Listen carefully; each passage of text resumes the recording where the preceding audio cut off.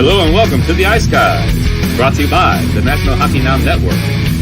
This is the show that takes you into the world of the National Hockey League. Every game, every day, from a betting perspective. With pro sports handicappers, Ian Cameron, Alex B. Smith, and various guests from the world of hockey and sports betting. And now, here's your host, Ian Cameron. Welcome to the Ice Guys, presented by National Hockey Now, Thursday, May 4th. Ian Cameron, Alex B. Smith, and a surprise Thursday guest spot for one of our resident goalie experts. We have multiple goalie experts on this show, and this is one of them, Kevin Beach, joining us. He's on today with us instead of Saturday because he's got family shit going on this weekend on Saturday, so Kevin's jumping in today instead. Kevin, we'll start with you. Good to see you again, and how are you enjoying the Stanley Cup playoffs? Loving the action. The only thing with the second round, not as many games, but there's still enough to keep you going. But yeah, it's been great action and just been taking it all in. Yeah, no doubt. And we certainly took in some really entertaining action last night in the Stanley Cup playoffs. We had two games that took place, New Jersey, Carolina, one of them, and of course, Edmonton and Vegas. Actually, one thing I wanted to mention about the show, obviously, we're going to do another betcast next Tuesday. Unfortunately, Alex will be unavailable next Tuesday, but we still will have it next Tuesday. But I'll be here, and of course, we'll still have probably the usual gang. We've really become accustomed to pretty much a similar cast of characters joining us on the betcast every week, but we'll still be here next Tuesday for another live betcast during the Stanley Cup playoffs. And a programming alert about the Daily Show as well. We're not going to have a show this Sunday. It's official. I mean, I was looking. I knew there was potential I would not be around at noon on Sunday, and that is now official. I won't be. There's just a conflict I can't get out of. So what we're going to do is we're going to do the Saturday show at noon Eastern as usual. It'll be Alex and I, and we're going to do all the weekend games on the Saturday show. We're going to talk the Edmonton-Vegas game 2 on Saturday, which is the only game actually on Saturday. And then we'll talk all three Sunday games. There's actually a triple header on Sunday, New Jersey, Carolina, Toronto, Florida, and then Seattle, Dallas, a nice triple header on Sunday. So we will do all 4 weekend game previews on Saturday's show, and then we'll take Sunday off and be back with you on Monday. So that's the way it'll go this weekend on the show. We'll start with Devils Hurricanes from last night, and really that was Carolina just a clinic defensively. I mean, New Jersey didn't have the puck. I mean, I lost a shit ton of shot on goal props on Devils players, and Kevin, it sounds like when we were talking before the show started, the same thing for him. And it's because, look, they just didn't have the puck, and when you don't have the puck, you can't shoot the puck. And that was basically the game for New Jersey last night. It was a great defensive effort from Carolina. Have they maybe planted a seed of doubt in the young goalie, Akira Schmid, who, of course, got pulled after it got to 3-0 for the Hurricanes last night? We'll have to wait and see on that. But Vitek Vanacek came in after that. But by then it was too little, too late. New Jersey made it 3-1, and they had a couple of really good shifts after that, but they couldn't put the puck in the net. And then at that point, their little push stagnated a bit.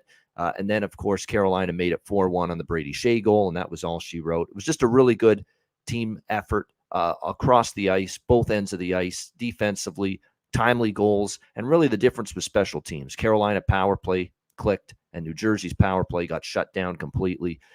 Carolina with the nice 5-1 win, and I want to thank Lindy Ruff, and I think Alex would want to thank Lindy Ruff as well for pulling the goalie down 4-1 with about 3-4 minutes to go in the third period. That allowed us to get that 6th goal we needed for the over, which was Alex's best bet yesterday on the show. But Carolina takes game 1.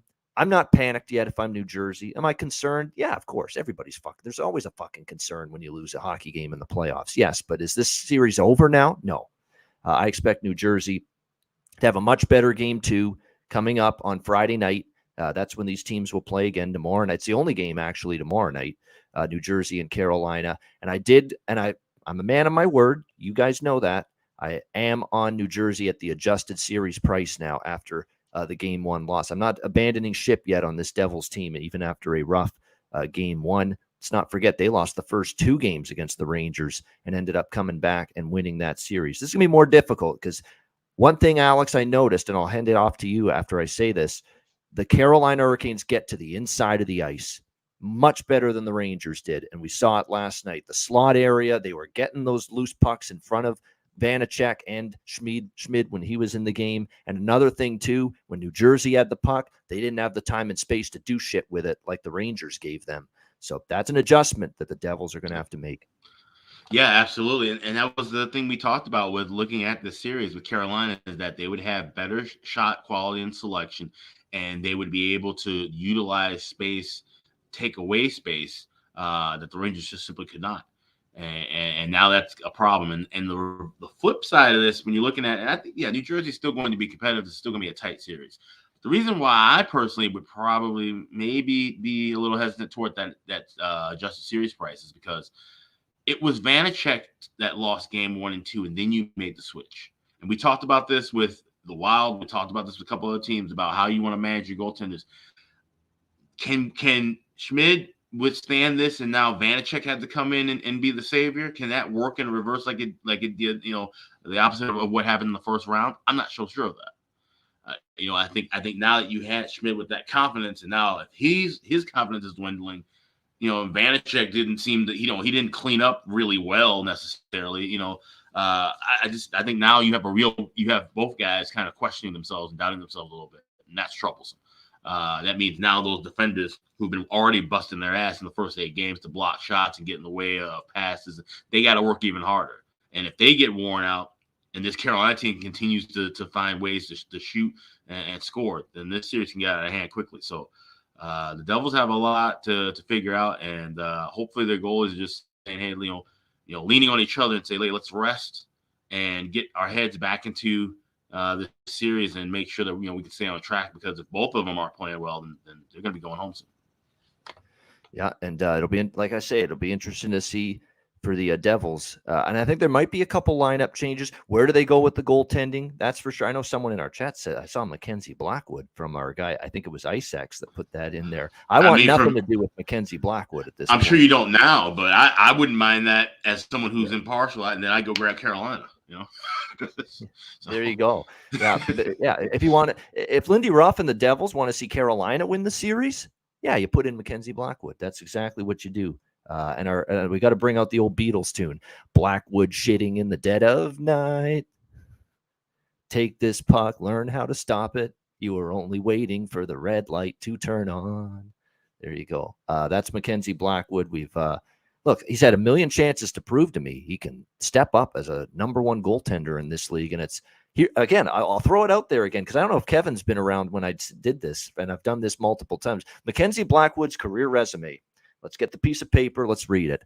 Bad game, horseshit game, mediocre game, good game, injury, out 2 weeks. Comes back, good game, bad game, mediocre game, bad game, injury, out 2 months. Comes back, good game, bad game, mediocre game, bad game, injury, out for the season. See you next year. And it's been wash, rinse, repeat for Mackenzie Blackwood in his goaltending career. And like I say, I don't think he's the answer. But we'll ask the goaltender, Kevin. Who is going to be the answer for New Jersey after game 1 in net? Yeah, definitely not the guy that hasn't been playing or hasn't even been dressed, Blackwood. So a couple of years ago, he looked like their guy for the future, and I think it's just injuries that have plagued him. It's pretty hard to get in that rhythm and consistency when you're not playing the games and you're off all the time with injuries. So yeah, you're definitely not going to call the guy to the press box, after you got 2 guys playing here in the first 2 rounds. Yeah, a bit of a tough one. I think you probably go back to Schmidt.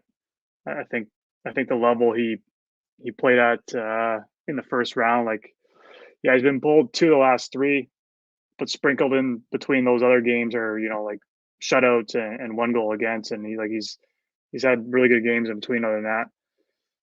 And I think you need a really high level to be able to beat Carolina here and get to the second round. So I think Vanacek could come in and play well, but I think you need to take a chance that, maybe the guy who's not as proven, but he's been on his wave the last 2 weeks of this really, really high level. And I think you need to take a chance at having that really high level in that.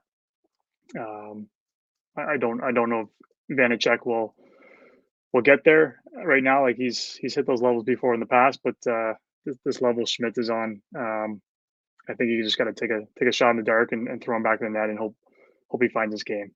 Obviously, if they go down 2-0, then it's Vanacek's net from here on out. But I think he gives Schmidt one more shot here in the next game. I agree. I don't think he abandoned ship on Akira Schmid just yet. Remember, they pull him in Game 6? They did. On the Game that 6, New York came back at a Rangers shutout series. in Game 7. Came back, got a shutout. Exactly. And the team played much better. Now, it's not just on Schmid. The whole team's got to play better. That's the whole thing around that. And so I agree. I mean, we've seen evidence of him getting pulled, the team losing a game, the game that he gets pulled, and he bounced back and the team bounced back with a win in the next game. So I give Schmid the chance to do the same Friday night. He has 2 shutouts in his last 4 games. Yeah. And he's been pulled the other 2. So it's hot or cold right now, but I think you got to give him a chance. You're almost going to need those shutouts to beat Carolina right now. I think this is going to be a pretty tight, low scoring, low event series. Not a ton of shots, but you almost need to win those games 2-1 right now. Yeah, and it goes without saying, everybody in the up front for the Devils has to be better. Jack Hughes was very invisible by his standards last night. Credit to Carolina, though, for the way they defended. And, of course, Dawson Mercer, Nico Hischier, all very quiet last night in that game for the Devils. When Nathan Bastian's your only goal scorer, with all due respect to him, that's a hardworking fourth line New Jersey has, but that's a problem. And I want to center out one player who's just been totally, even though they beat the Rangers, they beat them in spite of him. He's been totally non-impactful, invisible, and this is a player I've liked over the last couple of seasons. What has happened to Jesper Bratt here in this series for the New Jersey, or in these playoffs? I mean, he has been absolutely non-existent, and to the point where they mentioned during the broadcast, Ray Ferraro on ESPN, that Jesper Bratt got benched in the third period, or at least pushed down to the fourth line. So Lindy Ruff and the coaching staff have had about enough, of just how he has been absolutely non-impactful, non-existent. Can't find him with a telescope on the ice. Exactly. The old Ian Cameron saying that's what it is right now for Jesper Bratt. So that's what it comes down to. Everybody, the top players have to be better going into Game 2 on Friday night. Next game was just incredible last night. Edmonton and Vegas. Wow. Just a wild game. And I made no secret about it. Right from when we started talking about the second round on Monday, the series I was most excited to watch was Edmonton-Vegas. No question. Boy, did it live up to the billing last night. Thoroughly entertaining hockey game. Great pace. And if you're the Vegas Golden Knights, who won that game last night, of course, getting the victory 5-4 over the Edmonton Oilers, you showed Edmonton last night why you have a chance to win this series, and it's because of the 12-6. And you're going to hear me use that term a lot in the playoffs. The 12-6, it's your 12 forwards and your 6D. And when it comes to the Vegas Golden Knights, that's about as good a 12-6 as far as depth and as far as balance, as it gets. Of all teams remaining, believe it or not, in the Stanley Cup playoffs, I think in terms of 12-6 balance and depth, Vegas is right up there with any team, because for them, the first line and the second line could get shut down, but then you got to worry about some of the guys on your third line, like, for instance, one of the guys that scored last night, Chandler Stevenson, who has had a phenomenal playoffs for the Vegas Golden Knights. He's on a third line for them. William Karlsson started the playoffs on the third line for Vegas. I mean, these are guys that have been big time for Vegas. Don't even sleep on the fourth line that have been able to make things happen as well in the offensive zone and a good forecheck. And there were times even last night where I'm watching the fourth line of Vegas, on the ice against the top line of Edmonton, where you think mismatch in favor of Edmonton.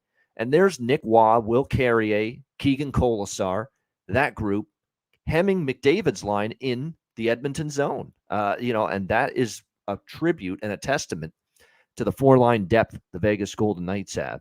And if you think the four-line depth is impressive and the balance, then you look at the blue line with Alec Martinez, Alex Pietrangelo, Stanley Cup winners, Shea Theodore, an outstanding defenseman, and Braden McNabb, a terrific shutdown defenseman. That's your top four all by itself, which is terrific. And that's not even mentioning Nick Hague and Zach Whitecloud, for the Vegas Golden Knights, a very effective third pair. That's a really good third pair. Nick Hague and Zach Whitecloud are probably one of the better third pairing defensemen in the NHL. And it shows you just how good Vegas is with the depth there. All they need is Laurent Brossoit to make the saves he should make. And even though he gave up 4 last night, all by Leon Draisaitl, who had just a spectacular game for the Oilers, I thought he still played solid, Brossoit. At the end of the night, even though he gave up 4 goals, he got the win. And his team got the win. What's concerning for Edmonton and what's going to have to change starting in game 2, you can't be a power play dominant team and expect to win this series. Your 5-on-5 even strength play has to step up and has to improve. And there is no question. Anybody watched that game last night knows Vegas was the better team at even strength 5-on-5 last night. There was no question. When it was 5-on-5, Vegas carried the play. Vegas had the puck. Vegas was in the offensive zone. Vegas outscored Edmonton at even strength last night. So that is definitely something where Edmonton, as much as their power play is so good that it can dominate and take over a game, and the power play will win them some games, no question. But it's going to be more difficult against an opponent of this caliber for the Oilers to solely rely on that man advantage to win hockey games for them. So they're going to have to work and step up their 5-on-5 even strength play. Even though it was a loss for Edmonton, what more can you say that hasn't been said yet about Leon Draisaitl? I mean, 4 goals, and what a crazy couple of nights where in back-to-back nights we see 4-goal performances in the Stanley Cup playoffs. Joe Pavelski for Dallas in Game 1 against Seattle, Leon Draisaitl Game 1 against Vegas last night, and neither team wins the game. How crazy is that? Both in losing efforts. And I love Draisaitl's response to Mark Spector, the Oilers reporter for Sportsnet, after the game when he asked, can you take any sort of happiness or satisfaction in having 4 goals tonight in a playoff game? And he's like, no. He was shut that shit right down. Didn't have any part of it. Not interested. Couldn't give 2 shits. We lost the hockey game, and that's what matters. That's why Leon, has that winning attitude.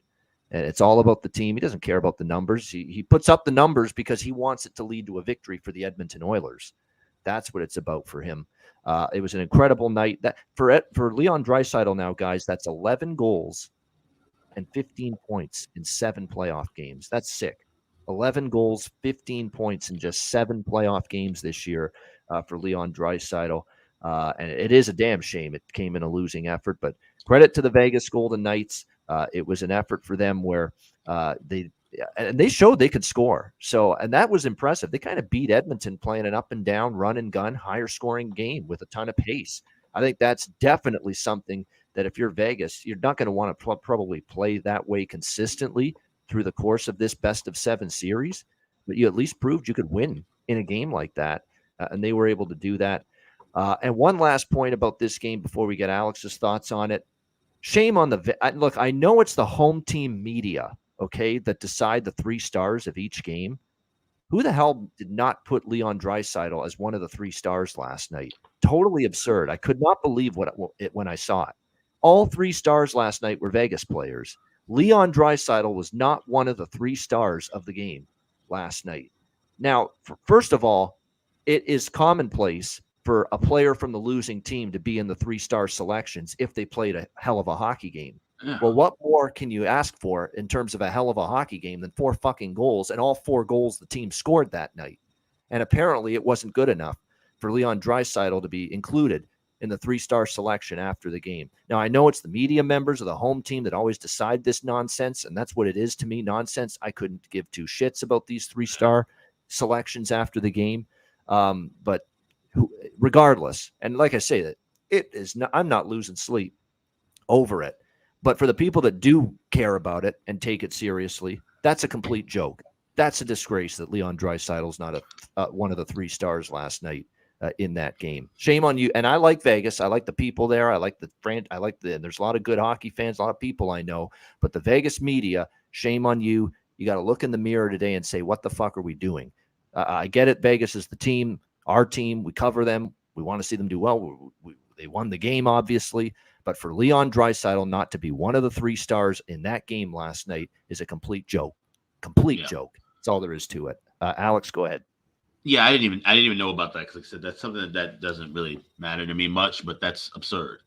You score 4 goals, you deserve to be one of the 3 stars of the game. You score all of the goals for a team, you deserve to be one of the 3 stars of the game. So That's crazy. And it kind of leads into, I was joking about it at the beginning of that game on Twitter, and I said, this medieval night shit is getting old. It's stale. And I think there's just a lot of that aura with not necessarily the product on the ice, but everything around it. That, you guys aren't an expansion team anymore. You know what I mean? Like, it was year 6. Okay, you've been to a cup final. You've won multiple division titles. The whole lore of this, whole, mysterious Vegas Golden Knights, like, it's bullshit. You're one of the 32 teams in the National Hockey League now. Like, get over yourselves. And to do that shit every night, and I get because it's Vegas, and Vegas is all about its shows and different things. It's just, I don't know. I get why people now don't like the Vegas Golden Knights. Like, it was fun for a minute, and now it's just kind of gotten tiring. And even like you said, with the media response, it kind of clamps into, because it's their first pro team. Like, they're gonna hold on to that shit, even though the Raiders have been there losing for 3 years, and they're about to get the Oakland A's, and they're probably gonna get an NBA team as well. But they're gonna hold on to that for like another few more years, and hopefully once that wears off, things can kind of settle back into reality. But as far as the game on the ice, it was fantastic. And Ian, you mentioned about the 12-6 dynamic. I thought you were gonna go in a different direction with that analogy. I was looking at 12-6 in the sense of, you look at how the passing was going between both of these teams, not just the skating, right? We know these two teams can skate like the wind, and that they would match up well and it'd be a fast pace. But the way they were passing east to west and north to south, and especially the Oilers, I mean, every Draisaitl goal was set up by an incredible pass. McDavid had one, and you look at it, even with Vegas, passing between the circles, clean passing between the circles. You would see that all the time when the Hawks were winning. You see that all the time when the Penguins were winning. Even the Kings, they won a boatload of offense when they had their championships, but it was always about clean passing. These are two teams that execute that very well. And if they can continue to do that, this is going to be another fun series. This is going to be an overfilled series.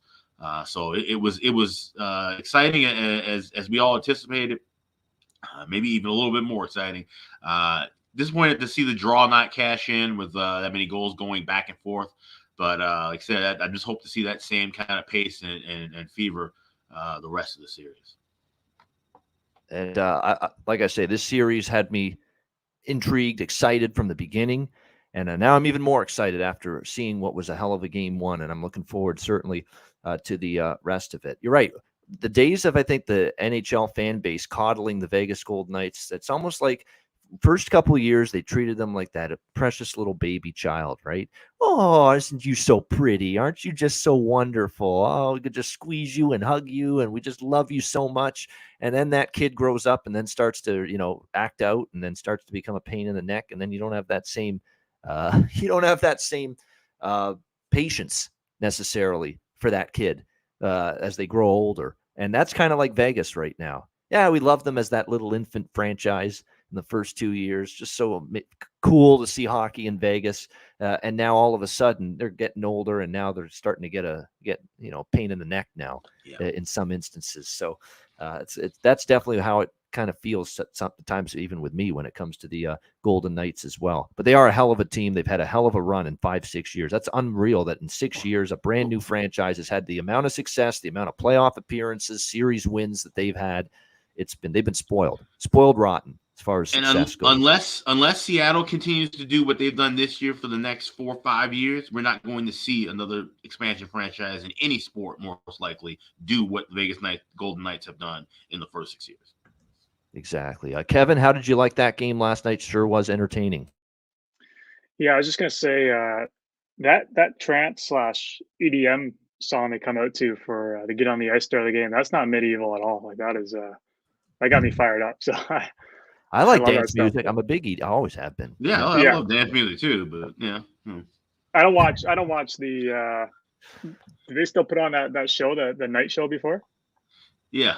And they have they have some semblance of the opponent coming out skating as like the evil opponent. But do they still show that on the actual broadcast of games? Like, they did actually last night seen that every night? ESPN. Oh, they did? On ESPN they did, yeah. They showed the whole thing. Okay. I haven't seen it for a while, so I didn't know they're still actually putting it on TV. Yeah. I just tune in when that trance song is on and they're coming on the ice, and that one gets me fired up. But yeah, no, this is definitely a lot more exciting than the Carolina, New Jersey start, which I think we kind of saw coming. This was going to be the high high power action.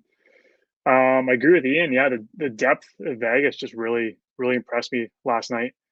And yeah, Edmonton Draisaitl scores 4 and you don't win. Like that's when you want to have back. They need something going on with their other lines, like their second and third line. You need more from Hyman, Kane, Hopkins. Koskinen had a great first round. I think he kind of overachieved in that first round, but you need him to keep going, or you need someone on those second, third lines to do something. So it can't be just that power play in that first line. Like as good as Draisaitl, McDavid are, like you're not going to go 4 rounds just on one line. So, but yeah, they need some guys to pick it up. I think I'm looking at Hopkins mostly as a guy who needs to get going here and supply some offense here, 5-on-5. Yeah, Vegas, they're just too deep. They impressed me a lot more than that first round playing Winnipeg. This was kind of the first moment where I'm like, oh, this is a team to mess with here. Like they're very good. And I was just thinking today, like how fun would it be actually to see, even though Alex, I know you're over Vegas here, but to see Vegas and Seattle in the conference finals, like just as far as having brand new teams play each other, like that's kind of that'd be kind of a cool thing. Yeah, you do expect more. I'm not shitting on the team or franchise. Like it's literally just that. Yeah, it's one thing. There's just one thing wrong. Yeah, no, I didn't know they're still doing that doing that show. But yeah, everyone's definitely. I'm sure in person that would be pretty cool. But I don't think it should be still on the the broadcast before the game. I don't think they probably don't need to see that. Hey, it's still one of my favorite places in the world, one of my favorite cities for someone absolutely. that hasn't been there recently, believe it or not, in the last couple of years, but was there like 7 or 8 times from like 2004 or 5 to 2018. But the franchise is successful. It's doing great things, but there's that little bit of Vegas fever, if you will. We're a little fatigued. Now, Alex, did they even change up? Did they change up the routine at all? Like, does a different night win, different color night win, or like who? It's still it's like it. No, I think it's the same night, but like so for yesterday for the Oilers, it was like a dark shadowed like guy, and he's like, there was something I don't know. He had some goofy like lines or whatever, but like they bring out something that represents. So like if it's a coyote, then the coyote comes out. If it's a whatever's represented by the opponent, and then they get slayed. Like it's Yeah, exactly. So, like I say, it's going to be a great series. We're looking forward to seeing how it goes from here. I agree with your point, Kevin, about the Nuge. 4 assists, no goals so far in the playoffs. Got to be a little bit better than that. He's a 100-point player, in the regular season. So he definitely has to step his game up, as do the Toronto Maple Leafs. As we begin our look at tonight's games, Game 2, Florida Panthers, Toronto Maple Leafs. Toronto minus 200. They're actually laying a bigger price here in Game 2 than they did in Game 1. Laying minus 200 here. 6.5 the total in this one. There's 3 bets I'm on pregame here. I do think with both teams down 1-0 at home tonight, they're in a good spot. They're in a good situation. Both of these teams in the first round responded after a Game 1 loss. The Leafs against Tampa, the Dallas Stars against Minnesota. As far as this game goes, though, I don't want any part, though, of the full game at minus 200.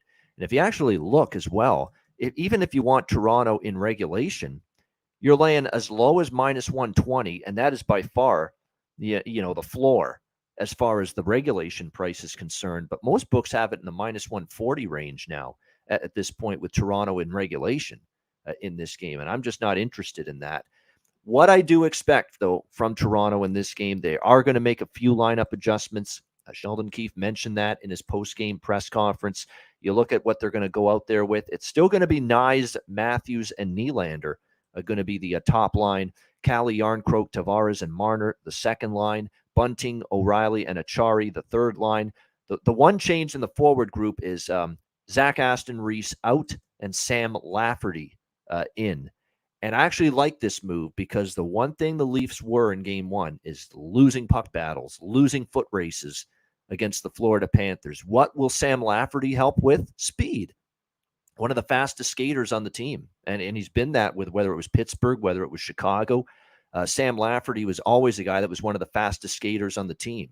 And I think they need a little more of that in their lineup going into game 2. So I like this switch. This is what you call thumbs up coaching from me for Sheldon. This is a good move. I know it's only the fourth line. People will yawn, when they see the only changes on the fourth line, but fourth lines matter in the Stanley Cup playoffs. And Lafferty's going to give you a little bit more speed on that fourth line with Camp and Kerfoot. So I like the move. I like the switch. Looks like the blue line will stay intact. No changes there. McCabe, Brody, Riley, Shen, Giordano, Liljegren on the blue line. And, of course, Sammy Samsonov in net with that genius quote he had after game 1. Still laughing at that 2 days later.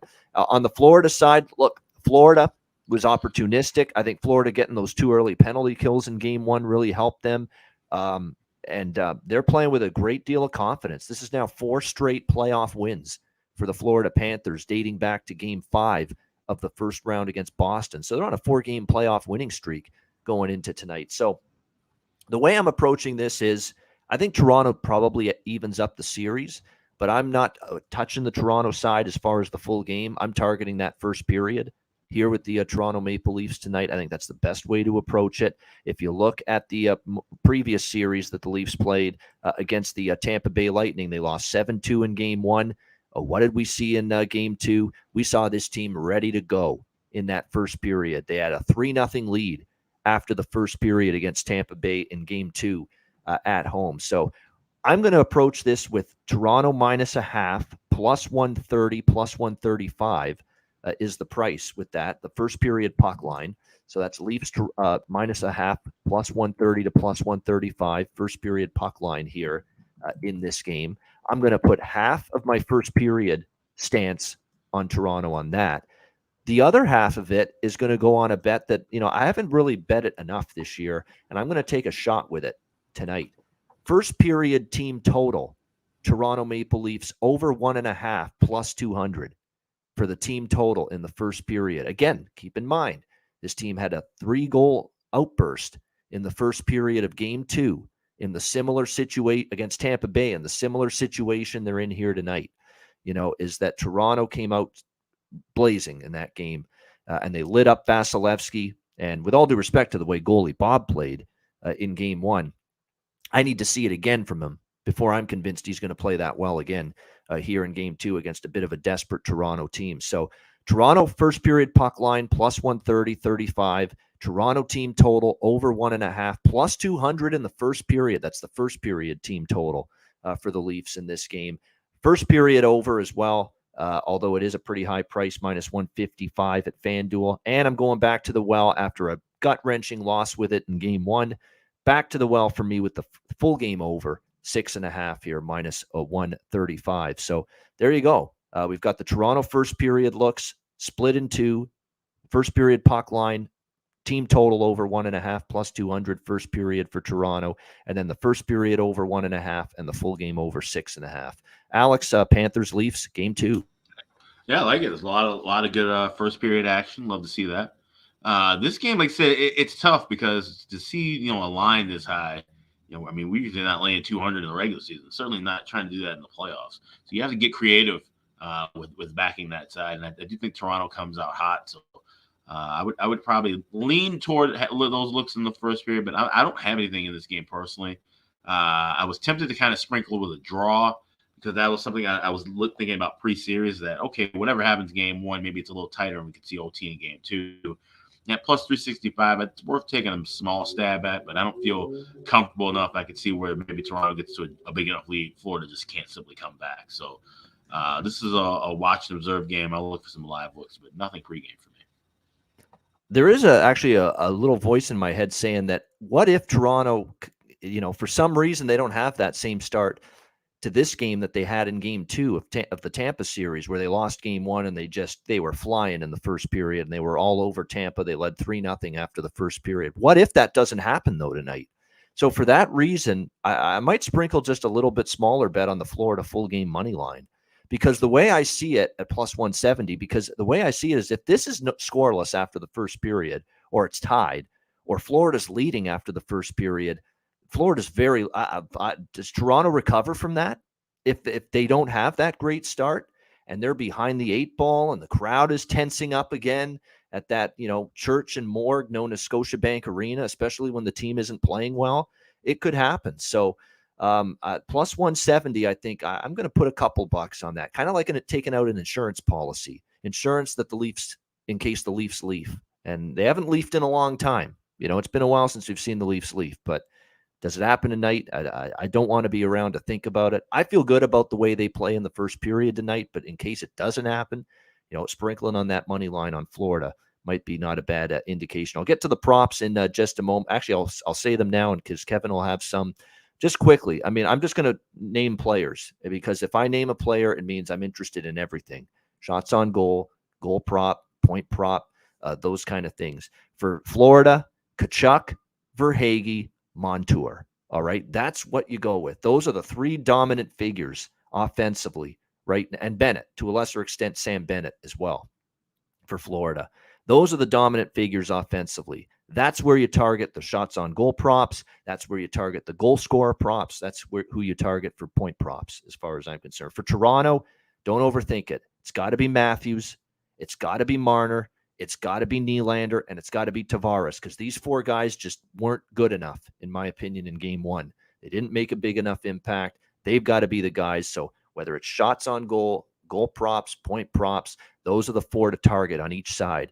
Matthews, Marner, Nylander, Tavares for Toronto, Bennett, Verhaeghe, Tkachuk, Montour for Florida, in my opinion. Kevin, what do you think here? Game 2, Panthers, Leafs.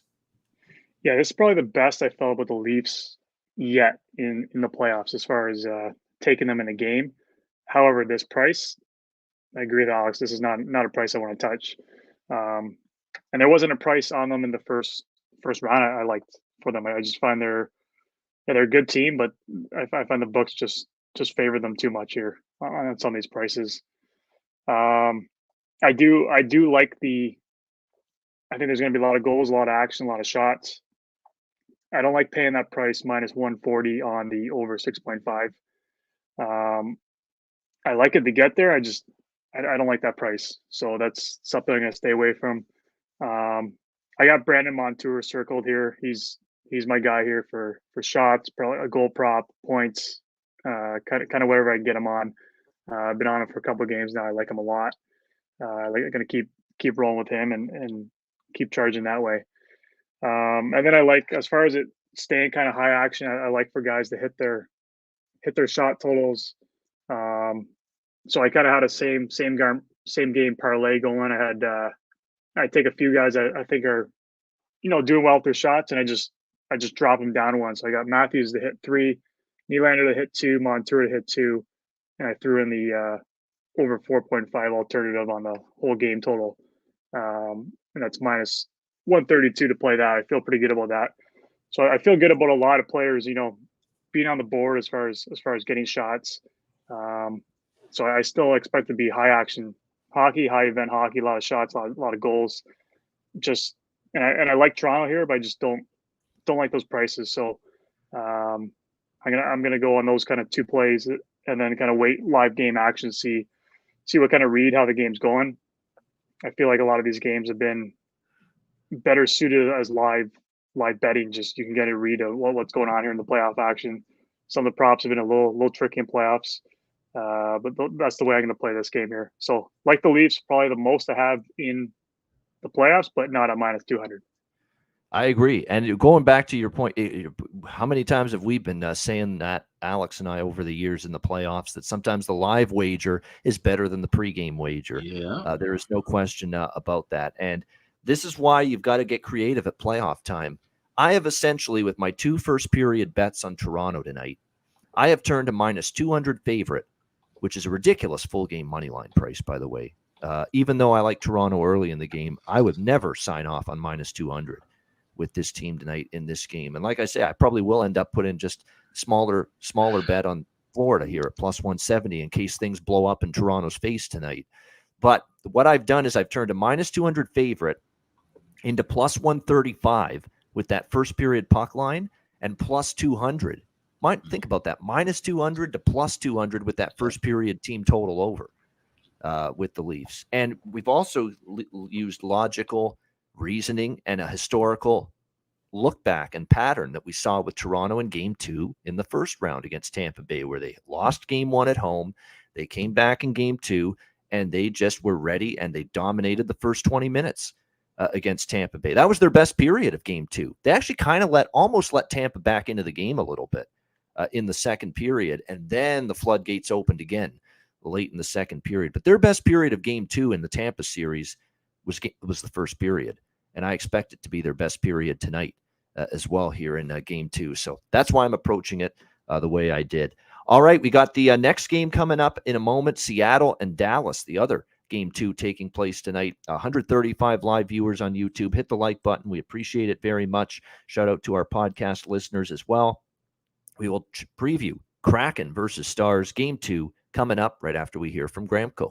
Support for the Ice Guys is brought to you by Gramco.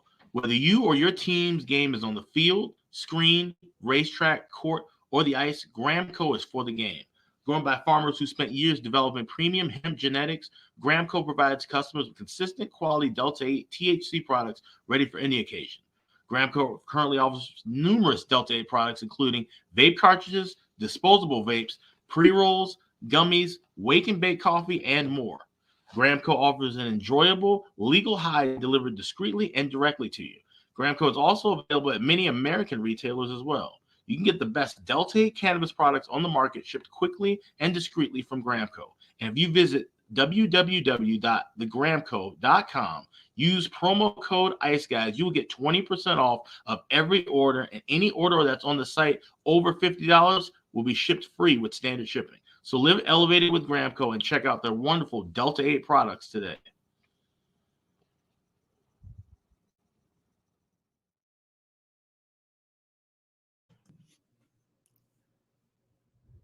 All right, there you go. We are back, and it is time to talk but first of all, actually, one last thing to put a couple of bucks on Morgan Rielly to score a goal, too, for Toronto tonight. I mean, it seems like when they've been in this spot where they need to play well and they need a win, and didn't Morgan Rielly score the first goal of game 2? He did against Tampa Bay. Yes, he did. So, and look, he's been shooting the puck a lot. Even in the game 1 loss, he had a couple of chances, couple of looks, couple of shots from the point that got through to the net. Morgan Rielly is a live goal scorer prop, even as a defenseman right now for the Toronto Maple Leafs, with just the huge increase in shot volume and shot attempts for him here in the playoffs. And he's plus 400, by the way, at Bet365. So pretty good price there. All right, Seattle and Dallas. We've got Dallas minus 210, home favorites, 5.5 being the total here in this one. I mean, Dallas certainly feels like they're in a good situational spot here. Again, you're talking about a home team down 1-0, tough home loss in overtime in game 1, but boy, you're just not getting any bargain at all. I mean, minus 210 seems just a little bit crazy, honestly, with what Seattle's done on the road all season and what they've done on the road in the playoffs. How many road wins now is that for Seattle? They've won, I believe now 1, 2, 3, 4 road wins so far here in the playoffs. It was game 1 against Colorado. They took game 5 in Colorado, and then they took game 7 in Colorado as well. And then, of course, game 1 in Dallas in overtime the other night. So, I mean, this is a road warrior bunch. This is not a bunch I'm laying minus 210 against, period. Even though I still think Dallas is very capable of winning this series, but not going to happen at this price. I'm thinking about how to go about it. Dallas team total maybe, because I do think Dallas plays well tonight, but I might just go back to over 5.5 again in this game. And again, and Chris Otto, he was absolutely spot on the other night when he talked about it.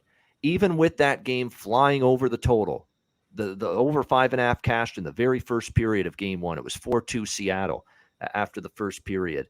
Matthew Nyes, by the way, for Toronto. I wouldn't argue with that either, goal prop. You know, that kid finally got it off the schneid. He could get going. So good call there, Tim. But yeah, as far as this goes, Chris Otto was right with Seattle Dallas. There'd be no adjustment in the full game total, even after the kind of game we saw in game 1. And here it is again, 5.5, and it's juiced to the under, under minus 130 here in this game. So that's really what I like most of all. I think the draw could get there tonight. We saw the draw hit in game 1. I do think it's going to be, I think every game in this series is going to be pretty competitive, pretty tight. So I don't hate the draw look in this game either. But I'm going to go back to the well here with over 5.5. Look, I don't need to bet Dallas. I have Dallas to win the West. I have Dallas to win the Stanley Cup. I don't need to, bang my head against the wall, laying a bad number and a bad price with Dallas in a game 2. I don't need to do that. I can cheer them on knowing I got the futures in my back pocket. Hope they even up this series. And that's kind of what I'm going to do here. And just look at the over and some props, which I'll get to in a moment. Alex, what do you think here? Game 2, Kraken Stars. Yeah, we both have Dallas futures coming out of our ears, so there's no reason to have to lay 210 on this team at any point within the series or in the postseason altogether. But I think we're going to see a slower first period than what we saw in game 1, but I still think we're going to see enough goals to cash at 1.5. So I'm going first period over 1.5 at even money. And probably will be on that full game over 5.5. I don't like that as much. I like the first period over. Like I said, we're not going to see 5, 6 goals. They're going to slow things down. But you can't just completely take yourselves out of the equation, right? You still have to play your game.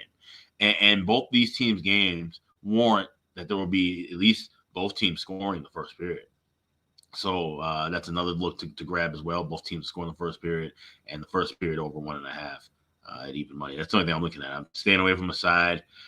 If you like Seattle, obviously the play is to grab the money line and grab some of the series if you don't have that already.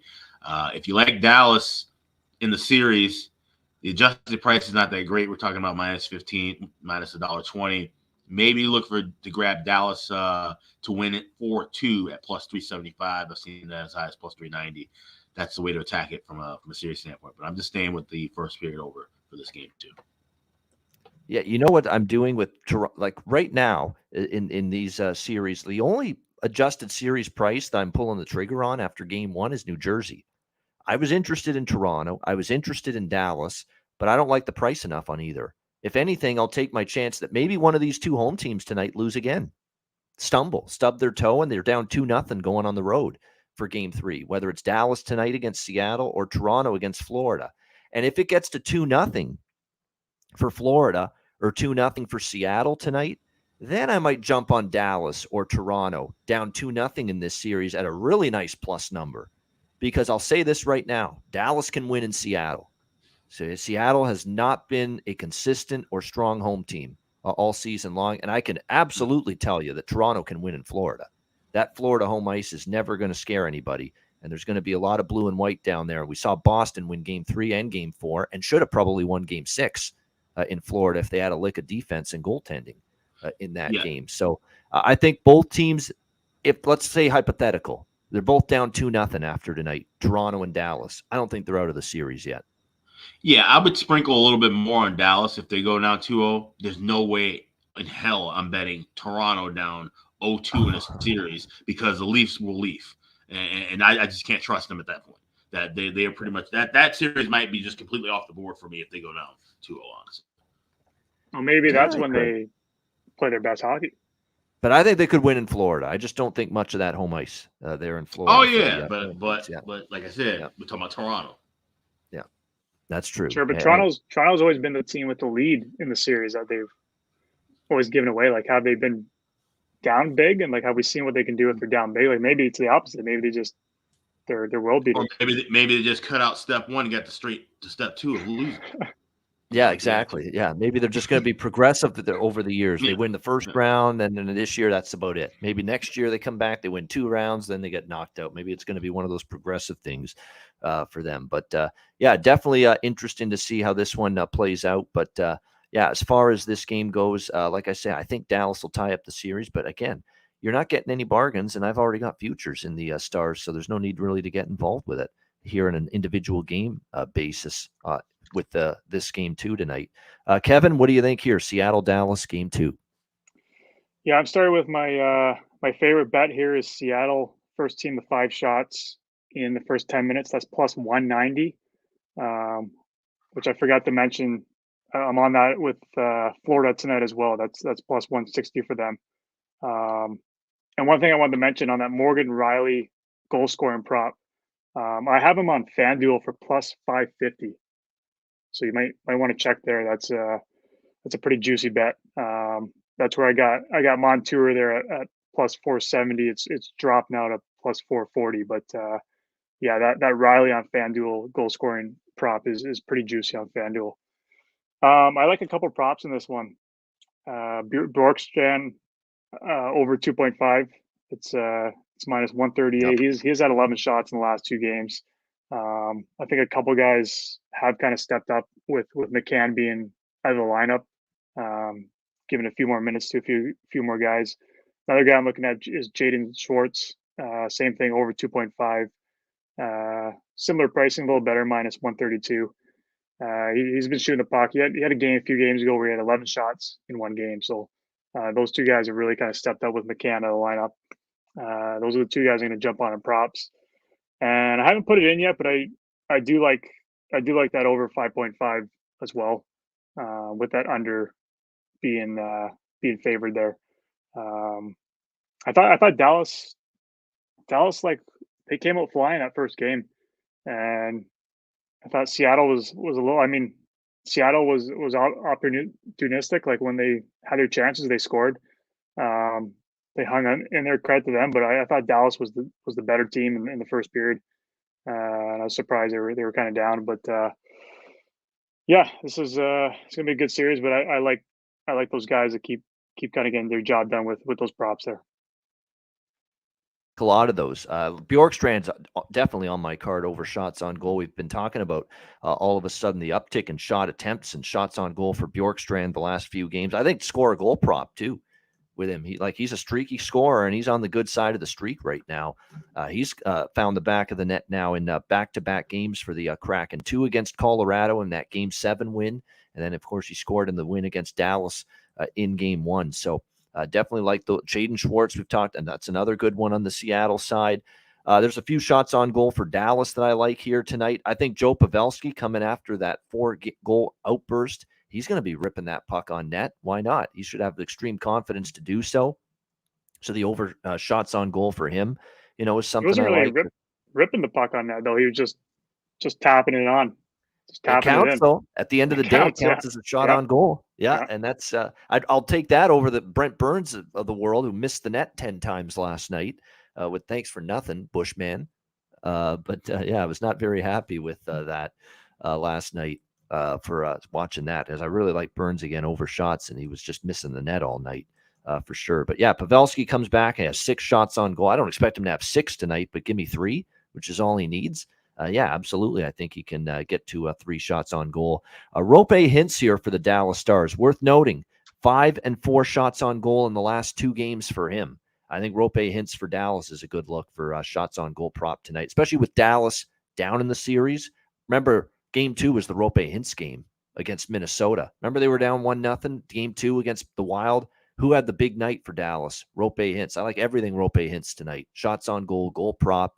I think he has a big night here, or at least makes an impact for the Dallas Stars tonight in this game. So those are the main props here for me. Like I always say with the Dallas Stars, even some guys like Marchment, Dodonov, Wyatt Johnston, they're worth some smaller sprinkles. But I think, again, kind of like we saw in Game 2 against Minnesota, we're going to see Rope Hintz do some of the damage here tonight for the Dallas Stars. Yeah, even Heiskanen, who's been very good at home with shots on goal over props.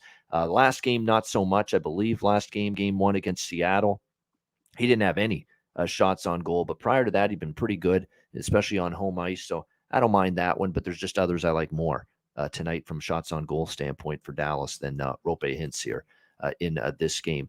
All right, there you go. That's the 2 Game 2 matchups tonight. Florida, Toronto, Seattle, Dallas. Looking forward to them. We'll, of course, be back tomorrow. We'll only have 1 game tomorrow on the show. Nate Rapensky, by the way, is at a bachelor party this weekend, so he won't be on tomorrow.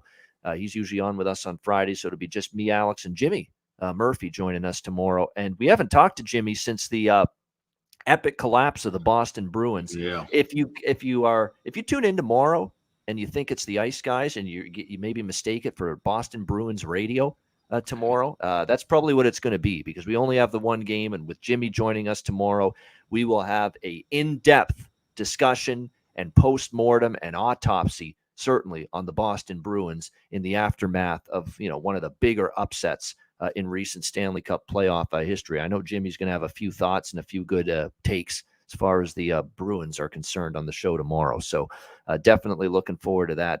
It's going to be the Ice Guys / WEEI and the Sports Hub in Boston tomorrow on the Friday edition of the show. Great stuff. Hit the like button if you're watching on YouTube. We will be back with best bets to wrap up the show right after we hear from Manscaped. Support for the Ice Guys is brought to you by Manscaped, who is the best in men's below-the-waist grooming. Their products are precision-engineered tools for your family jewels. Manscaped's Performance Package, the ultimate men's hygiene bundle. Join over 7 million men worldwide who trust Manscaped with this exclusive offer for you, 20% off and free worldwide shipping with the promo code ICEGUYS. That's promo code ICEGUYS at manscaped.com. If my math is correct, it's about 14 million balls that you can preserve. The Performance Package 4.0 is the complete accessory package to take care of everything that is required. You've got, of course, the Lawnmower 4.0. Takes care of your facial hair and among other things. You've got, of course, the Weed Whacker. I'm approaching 40. Nose hair has become a major issue. It pisses the hell out of me. I need to take care of that shit, and the Weed Whacker can help you do that. Both of these products, waterproof and a 4000K LED spotlight for a more precise shave. And you'll also be able to take care of those delicate areas with the ball toner, with the ball deodorant, keep you smelling good, looking good, and feeling good down in the nether regions. This complete Performance Package 4.0 will take care of everything for you, for all you guys out there, and it's courtesy of our good friends at manscaped.com. So get 20% off and free shipping with the promo code ICEGUYS at manscaped.com. That's 20% off with free shipping at manscaped.com. And use promo code ICEGUYS. Unlock your confidence and always use the right tools for the job with Manscaped.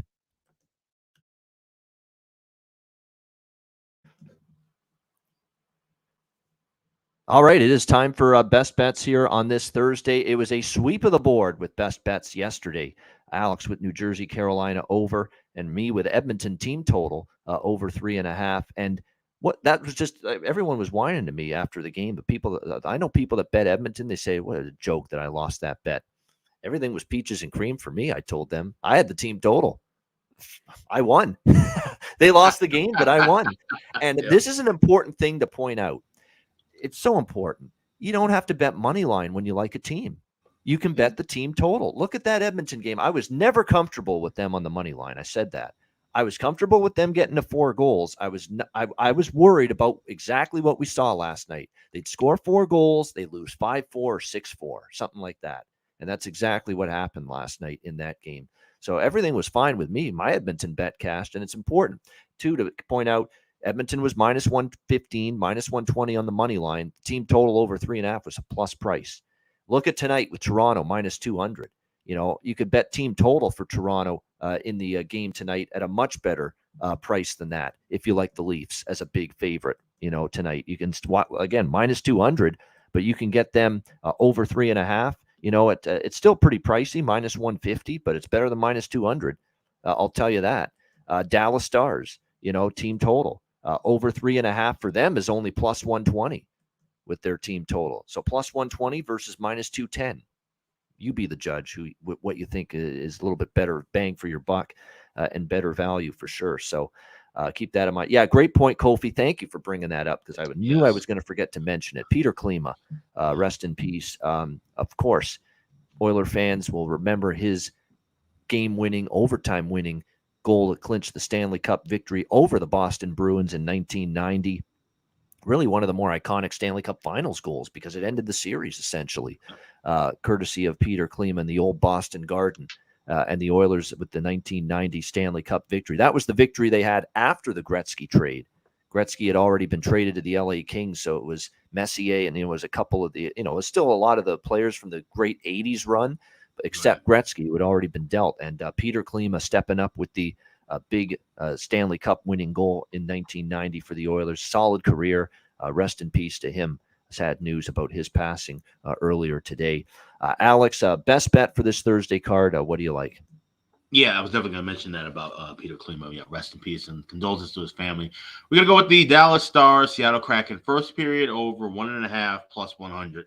It would be nice if it was as easy as it was in game one, but I definitely don't anticipate that. But I do expect scoring. I do expect another high-paced, high-effort offensive output in this first period, and I think it'll be enough to get there with that even money price and on the over 1.5. So Stars Kraken, first period over. That's my best bet. Go Stars Kraken. And by the way, if you like overs in that game and that series, whether it's first period or full game, you're definitely getting a good price. Over 1.5 is around plus 105. At a lot of books there with that first period over, including at FanDuel. So you just don't see that very often. Not only over 1.5, but a plus money on it. So Kraken Stars over 1.5 first period for Alex P. Smith with his best bet. Kevin Beach, another great job joining us today. Kevin, what do you like here for best bet tonight?